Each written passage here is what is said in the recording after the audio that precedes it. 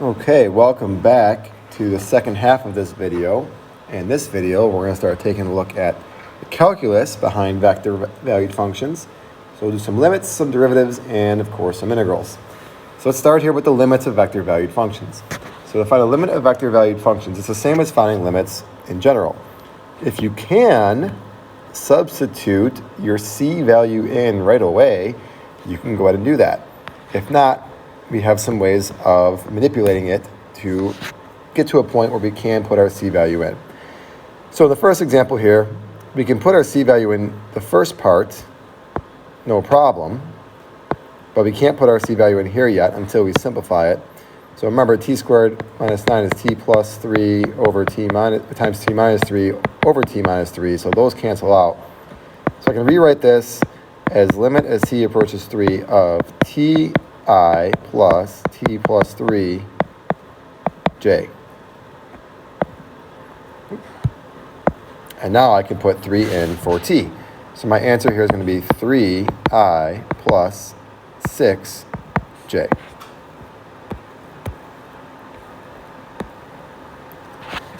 Second one, same thing here. The first part we can put 0 in right away, but the second part we can't. So the second part, what we're going to need to do is we're going to need to take L'Hopital's rule to that. Actually, I should probably write this as two separate limits. We're going to use L'Hopital's rule.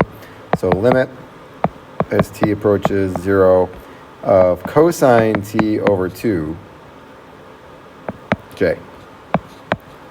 Now we can put 0 in for t. So e to the 0 I is just I, plus cosine of 0, which is 1 over 2, so 1/2 j. So I plus 1/2 j. And the last one here, this one is a simple straight substitution. So e to the negative 3i plus 16 over 3j.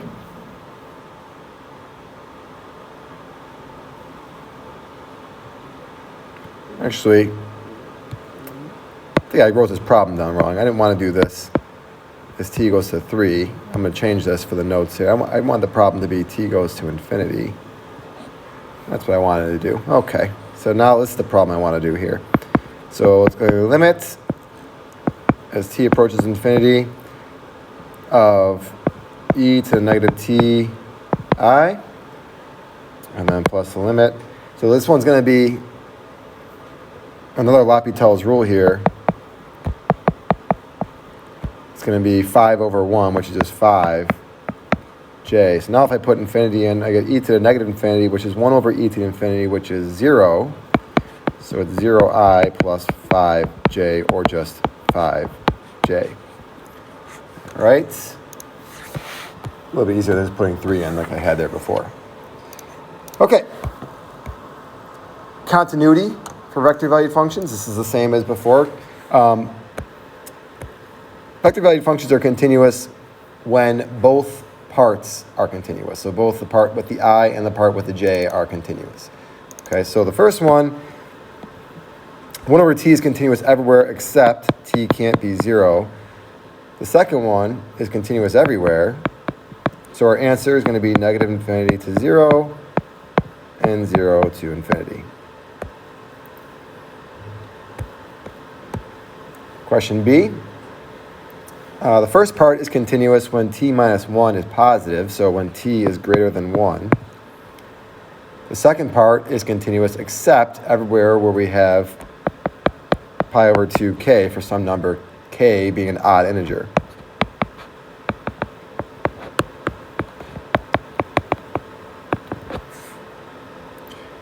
All right, so in total here, R is continuous anywhere where t is greater than 1, except for when t equals pi over 2k, where k is some odd whole number. Okay, so that's how we're going to write this here. R of t is continuous everywhere except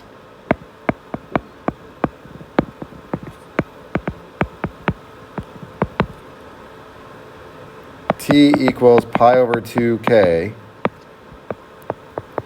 where k is an odd whole number, starting from 1 up.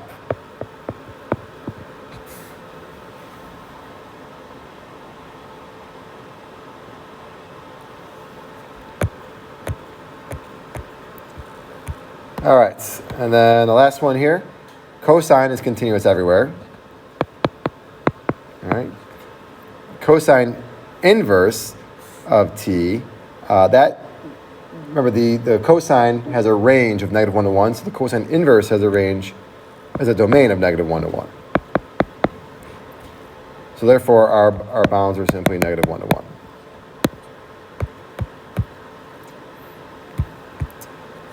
Next, we're going to talk about derivatives. There are some derivative rules, basically very straightforward, same as our normal derivative rules. Scalar multiplication, adding or subtracting, we can split it up. Multiplying by a function, we use the product rule. And if it's two vector valued functions, again, we would use the product rule. Okay? So, let's take a look at a couple of derivatives.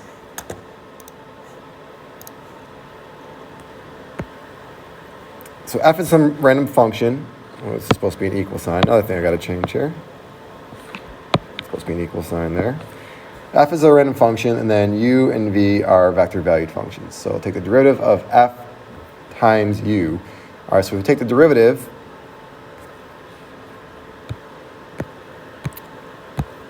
it's going to be our first function times our derivative of the vector valued function. So the derivative of the vector valued function would be -1 over t squared I.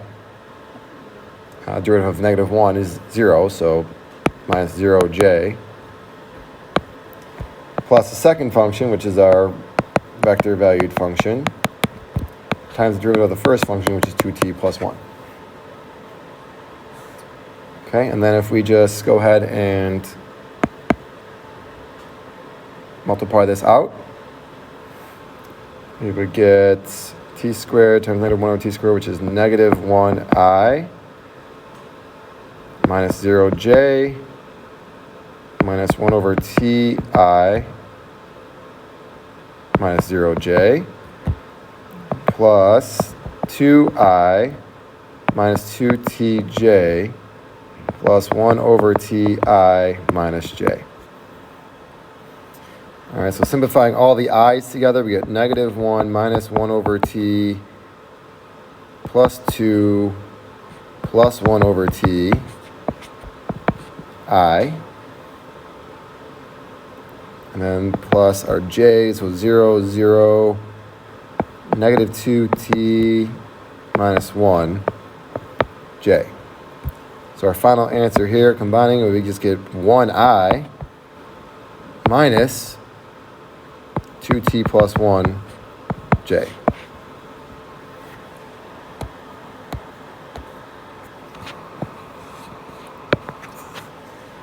Okay, so we'll start here by taking the derivative using the product rule. So the derivative of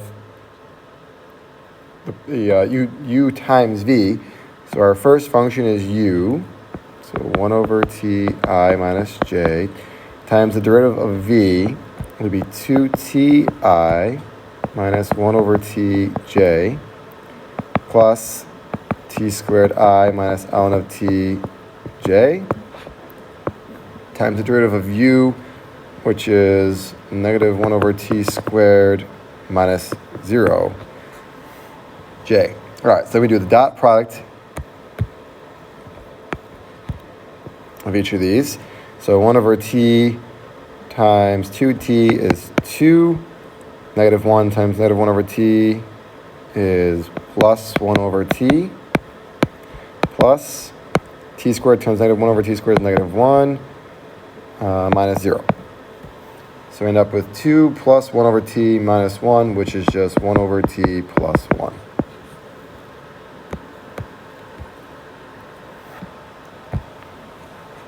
All right, and finally some integration rules. So if we want to integrate r, where f and g are continuous, we just take the integral of the first function I plus the integral of the second function g times j, and then plus two constants, so plus c1i plus c2j. All right, and if it has bounds on it, we see the integral of f of t with bounds I, and then the integral with g of t with bounds j. All right, so find this antiderivative. So we're integrating this, so just go ahead and do our integral. So it'd be t cubed over 3 plus c1 I plus, now the integral of natural log of t, that's something we don't know. So what we're going to have to do is integrate by parts. I'm just going to do this off to the side over here. So we're going to let u equal ln of t and dv equal dt. So then v equals t and du equals 1 over t dt. So then going back over here, it's going to be uv, so t ln t, minus v du. So t times 1 over t, which is 1, dt. So then our answer is going to be t over 3, t cubed over 3 plus c1 I plus t ln t minus t plus c2 j.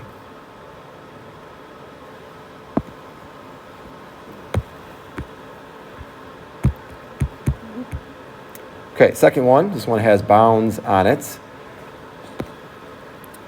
So the first part here is just e to the negative t, so that'd be negative e to the negative t from 0 to 1 I plus natural log of t plus 3 from 0 to 1 j. Technically, we need absolute value bars around that, but because we're going from 0 to 1, it's always going to be positive, so we don't need the absolute value bars there. Okay, so that'd be negative e to the negative 1 minus negative e to the 0 I plus ln of 4 minus ln of 3 j.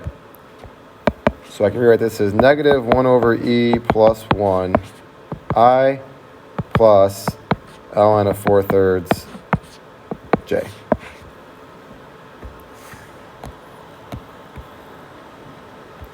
Which brings us to our last one here. If we have an improper, unbounded integral, and then initial and conditioned as well. So first, let's take our antiderivatives. So hopefully we can do this first part without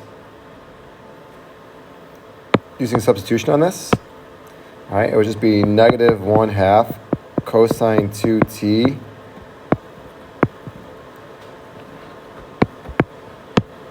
plus c1 I.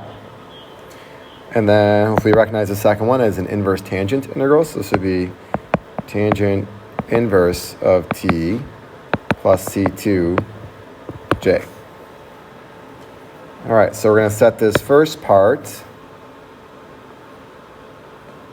negative 1/2 cosine 2t plus c1. When t is equal to 0, we should be getting 1/2. So when t equals 0, we should be getting 1/2. Cosine of 0 is 1, so that's negative 1/2 plus c1 equals 1/2. So c1 equals, try that again, c1 equals 1. And for the second part over here, we're going to set tangent inverse of t, so it's tangent inverse of 0, plus c2 equal to 1. Tangent inverse of 0, so where does the tangent equal 0? And that's going to be at 0. So 0 plus c2, so c2 is also 1.